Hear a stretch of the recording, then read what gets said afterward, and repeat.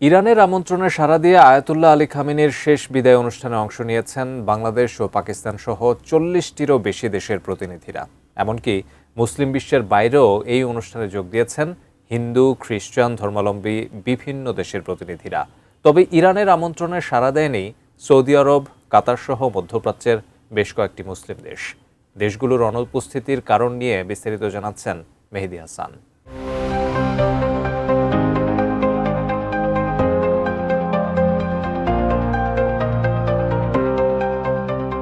খামেনির শেষ বিদায় অনুষ্ঠানে হিন্দু, মুসলিম, শিখ ও বৌদ্ধসহ বিভিন্ন ধর্মের প্রতিনিধিদের শ্রদ্ধা নিবেদনের দৃশ্যটি বৈশ্বিকভাবে বেশ নজর কেড়েছে।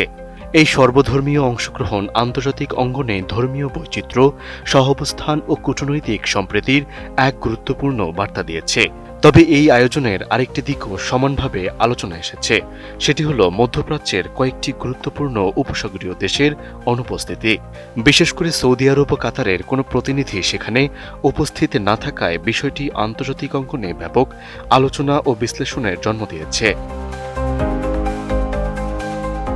32 ইঞ্চি জেভিকো টিভি এখন মাত্র 15,000 টাকায়, সাথে পাচ্ছেন 3 বছরের প্যানেল ওয়ারেন্টি। শুক্রবার বিদেশি প্রতিনিধিদের শ্রদ্ধা নিবেদনের মধ্য দিয়ে আয়াতুল্লাহ আলী খামেনির সপ্তাহব্যাপী শেষ বিদায় অনুষ্ঠান শুরু করে ইরান। এই পর্বে বিশ্বের বিভিন্ন দেশের উচ্চ পর্যায়ের প্রতিনিধিরা অংশ নেন এবং খামেনির প্রতি শেষ শ্রদ্ধা জানান। তবে একই অনুষ্ঠানে সৌদি আরব, কাতার, সংযুক্ত আরব আমিরাত, কুয়েত ও বাহরাইনের কোনো প্রতিনিধি উপস্থিত ছিলেন না। বিষয়টি আরও বেশি গুরুত্ব পায় কারণ মাত্র 14 মাস আগে সাবেক প্রেসিডেন্ট ইব্রাহিম রাইসির জানাজায় সৌদি আরবের পররাষ্ট্রমন্ত্রী অংশ নিয়েছিলেন। সেই তুলনায় এবার উপসাগরীয় দেশগুলোর সম্মিলিত অনুপস্থিতিকে সাধারণ কূটনৈতিক সিদ্ধান্ত হিসেবে নয়, বরং একটি গুরুত্বপূর্ণ রাজনৈতিক ও কূটনৈতিক বার্তা হিসেবে দেখছেন আন্তর্জাতিক বিশ্লেষকরা। বিশ্লেষকদের মতে এই অবস্থানের পেছনে রয়েছে কয়েকটি গুরুত্বপূর্ণ কারণ। প্রথমত, গত 28 ফেব্রুয়ারি যুক্তরাষ্ট্র ও ইসরায়েলের হামলার জবাবে ইরান উপসাগরীয় অঞ্চলে থাকা মার্কিন সামরিক স্থাপনা লক্ষ্য করে পাল্টা হামলা চালায়। এর ফলে উপসাগরীয় দেশগুলোর সঙ্গে ইরানের সম্পর্ক নতুন করে উত্তেজনা তৈরি হয়।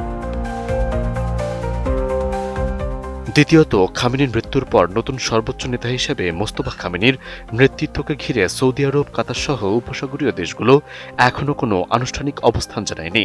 শুধু তাই নয়, এখন পর্যন্ত তারা খামেনির মৃত্যুতে রাষ্ট্রীয়ভাবে কোনো শোক বার্তাও প্রকাশ করেননি। বিশ্লেষকদের মতে এই অবস্থানও তাদের কূটনৈতিক দূরত্ব বজায় রাখার ইঙ্গিত বহন করছে।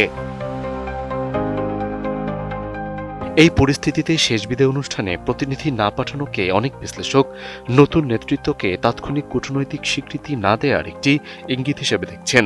পাশাপাশি পুরো জিসিসি জোটের এই সমন্বিত অনুপস্থিতিকে আঞ্চলিক নিরাপত্তা, পারস্পরিক সম্পর্ক এবং কূটনৈতিক ভারসাম্য বজায় রাখার একটি সম্মিলিত সংযমের নীতির অংশ বলেও ব্যাখ্যা করা হচ্ছে।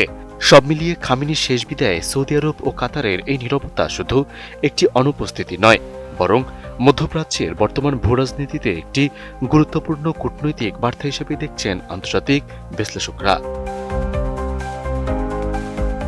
মেহেদী হাসান, এটিএন নিউজ।